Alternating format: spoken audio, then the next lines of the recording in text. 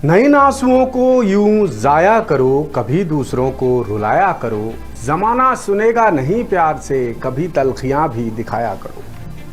कहने और पढ़ने को तो ये सिर्फ एक शेर के चंद शब्द हैं, लेकिन इन शब्दों में मध्य प्रदेश के उन हजारों लाखों नागरिकों की अनंत पीड़ा, कुंठा, निराशा और गुस्सा है जो सरकार और सरकारी सिस्टम के सताए हुए हैं। उन्हीं में से एक हैं बालाघाट जिले की अनुसुईया सोनवे, जो पेशे से सरकारी शिक्षक हैं, मगर सूबे की बेलगाम अफसरशाही ने इन्हें भी नहीं छोड़ा।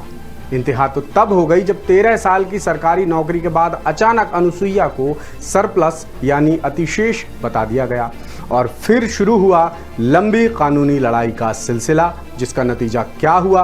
क्या अनुसुईया कानूनी जंग जीत पाई? शिक्षा विभाग के बेलगाम अधिकारियों ने उनके साथ क्या खेल खेला और अदालत ने इंसाफ किया या नहीं?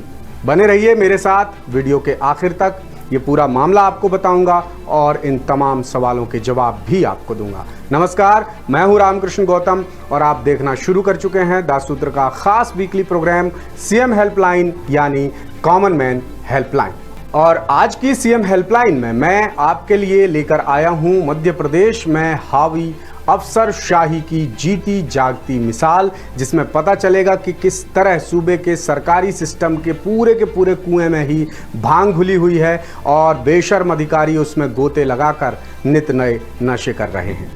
ये हैं अनुसुईया सोनवे, जो बालाघाट जिले के कुम्हारी स्थित शासकीय उच्चतर माध्यमिक विद्यालय में साल 2012 से शिक्षिका हैं। वो बीते 13 बरस से जीव विज्ञान विषय पढ़ा रही थी, लेकिन स्कूल शिक्षा विभाग ने अचानक उन्हें सरप्लस घोषित कर दिया, यानी विभाग के मुताबिक वो शिक्षिका पद के लिए अयोग्य हो गई।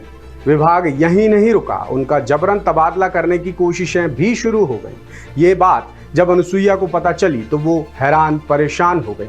उन्होंने जिला शिक्षा अधिकारी समेत बाकी आला अफसरों से बात की, चिट्ठियां लिखी, इस दफ्तर से उस दफ्तर तक दौड़ भाग की, लेकिन कोई हल नहीं निकला। विभाग के अन्याय के खिलाफ लड़ाई लड़ने और अपनी नौकरी बचाने के लिए उन्हें आखिरकार अदालत की चौखट पार करनी ही पड़ी।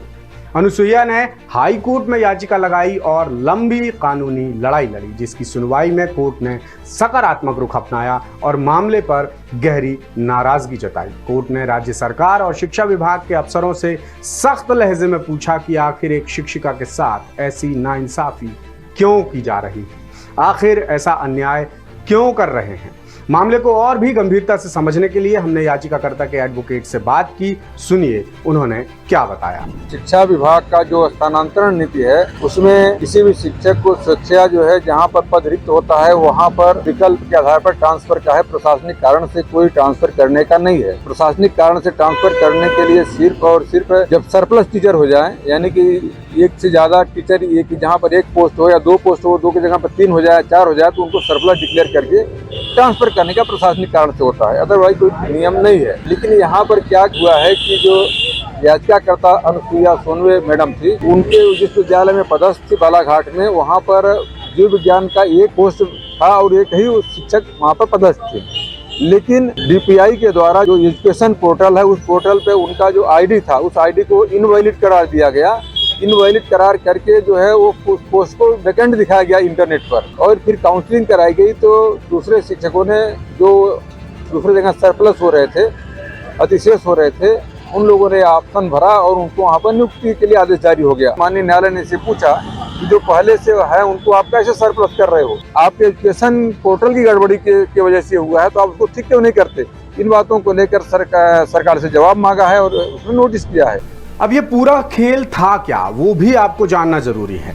अनुसुईया सोनवे 2012 से शासकीय उच्चतर माध्यमिक विद्यालय कुम्हारी में जीव विज्ञान की शिक्षिका के रूप में पदस्थ हैं, लेकिन सितंबर 2024 में अचानक शिक्षा विभाग के पोर्टल पर उनकी आईडी इनवैलिड दिखने लगी, जिसका मतलब ये था कि तकनीकी रूप से वो संबंधित स्कूल में पदस्थ ही नहीं है। जाहिर तौर पर यह गंभीर मामला था, इसलिए उन्होंने सबसे पहले संकुल प्राचार्य से बात की, फिर जिला शिक्षा अधिकारी और लोक शिक्षण संचालनालय यानी डीपीआई भोपाल के नाम आवेदन देकर गलती सुधारने की गुजारिश की। शुरुआत में डीपीआई के अधिकारियों ने गलती सुधारने का भरोसा दिलाया, लेकिन महीनों बीतने के बावजूद ना आईडी सुधारी गई और ना ही तकनीकी गड़बड़ी दूर की गई। अब कहने को तो ये विभाग के लिए एक छोटी सी गलती थी, लेकिन इस गलती की वजह से अनुसुईया की पूरी जिंदगी ही दांव पर लग गई, क्योंकि आईडी इनवैलिड होने का सीधा असर ये हुआ कि एजुकेशन पोर्टल पर स्कूल में जीव विज्ञान विषय के शिक्षक का पद खाली दिखने लगा। और पोर्टल पर जब कोई पद खाली दिखता है और उस पद को भरने की कवायद शुरू हो जाती है तो वो पद भरना ही पड़ता है। लिहाजा खाली पद पर किसी दूसरे शिक्षिका की भर्ती की प्रक्रिया शुरू हो गई और अक्टूबर 2024 में ही लोकेश्वरी चंद्रवार नाम की शिक्षिका को उसी पद पर ट्रांसफर कर दिया गया, जबकि असलियत में वो पद खाली ही नहीं था, क्योंकि वहां अनुसुईया पहले से कार्यरत थी। बकौल अनुसुईया ये बात जब बालाघाट जिले के शिक्षा अधिकारी को पता चली तो उन्होंने डीपीआई को चिट्ठी लिखकर शिक्षिका का पद भरे होने और पोर्टल पर दिख रहे खाली पद के पीछे तकनीकी गड़बड़ी की बात बताई, जो जायज भी थी। उन्होंने ये भी बताया कि एक ही पद पर 2 शिक्षिकाओं का वेतन कैसे निकाला जा सकता है, लेकिन वाह रे डीपीआई के अफसर, उन्हें कोई फर्क नहीं पड़ा और आदेश में उन्होंने किसी तरह का बदलाव नहीं किया, बल्कि जिला स्तर के अधिकारियों पर दबाव बनाया गया कि नई शिक्षिका को अनुसुईया के पद पर ज्वाइनिंग दी जाए और ऐसा किया भी गया। अनुसुईया के जगह पर उस नई शिक्षिका को पद दे भी दिया गया। नई शिक्षिका की ज्वाइनिंग के बाद अनुसुईया को पोर्टल पर सरप्लस बता दिया गया, यानी विभाग की नजर में वो उस पद के लिए मिसफिट हो गई और उन्हें दूसरी जगह भेजने की तैयारियां शुरू हो गई। मई 2025 में विभाग के पोर्टल पर मैसेज दिखने लगा कि आप सरप्लस घोषित किए जा चुके हैं, 16 मई तक स्थानांतरण के लिए विकल्प दें, अन्यथा आपका स्थानांतरण जबरन कहीं और कर दिया जाएगा। विभाग के अधिकारियों की यह मनमानी अनुसुईया को नागवार गुजरी और उन्होंने हाई कोर्ट का दरवाजा खटखटाया। मैं पहले इंदौर में थी, 98 की पोस्टिंग है मेरी। मैं ट्रांसफर होकर यहाँ 2012 में आई हूँ। 24/8/2012 में मैं कुम्हारी स्कूल में आई थी। अभी बीच में मेरी आईडी इनवैलिड कर दी गई थी, मतलब हो गई थी। एजुकेशन पोर्टल में मेरा नाम और विषय नहीं दिखा रहा था, वहाँ वैकेंसी दिखा रहा था। तो इस बीच ये सरप्लस की लिस्ट निकली, तो जो सरप्लस वाले लिस्ट निकली तो उसमें एक मैडम ने कुम्हारी में वैकेंसी दिख रही थी, तो उसमें उन्होंने अपना डाल दिया आवेदन, उनका हो गया। भोपाल से आर्डर आया तो उनको फिर ज्वाइन करवाया गया। तब तक मेरी आईडी इनवैलिड ही थी। उनकी याचिका पर जस्टिस द्वारकाधीश बंसल की सिंगल बेंच में हाल ही में सुनवाई हुई और कोर्ट ने शिक्षा विभाग के कामकाज पर कड़ी नाराजगी जताई। साथ ही सवाल पूछा कि जब संबंधित पद पर पहले से ही एक शिक्षिका नियुक्त थी और वो काम कर रही थी, ऐसे में विभाग ने उसी पद पर दूसरी शिक्षिका की नियुक्ति कैसे कर दी? ये तो सीधे तौर पर नियम, कायदों और कानून का उल्लंघन हुआ ना। कोर्ट ने शिक्षा विभाग के प्रमुख सचिव, लोक शिक्षण संचालनालय के आयुक्त, जिला शिक्षा अधिकारी बालाघाट, स्कूल के प्राचार्य और नई शिक्षिका लोकेश्वरी चंद्रवार को भी नोटिस जारी कर जवाब मांगा है। कोर्ट ने पूरे मामले में गहरी साजिश और अफसरों के साठगांठ की आशंका भी जताई है कि क्या किसी चहेते को जानबूझकर फायदा पहुंचाने की कोशिश की गई है इस पूरे मामले में, इसकी भी जांच होनी चाहिए।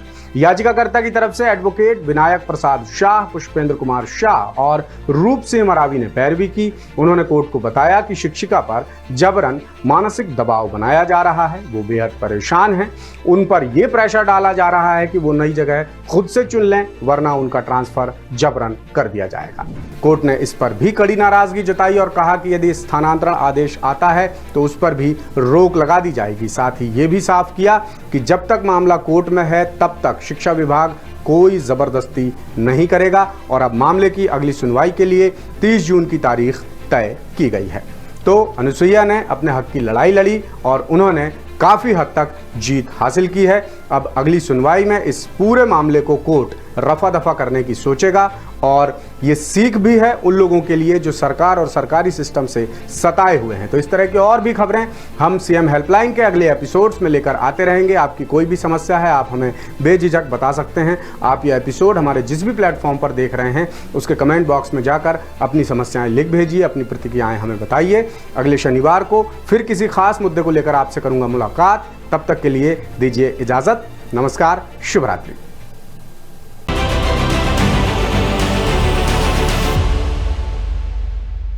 लेटेस्ट, इन्वेस्टिगेटिव और इन डेप्थ खबरें देखने के लिए ज्वाइन कीजिए द सूत्र का व्हाट्सएप चैनल, सब्सक्राइब कीजिए यूट्यूब चैनल, लाइक कीजिए फेसबुक पेज और पढ़ते रहिए वेबसाइट www.dasudra.com।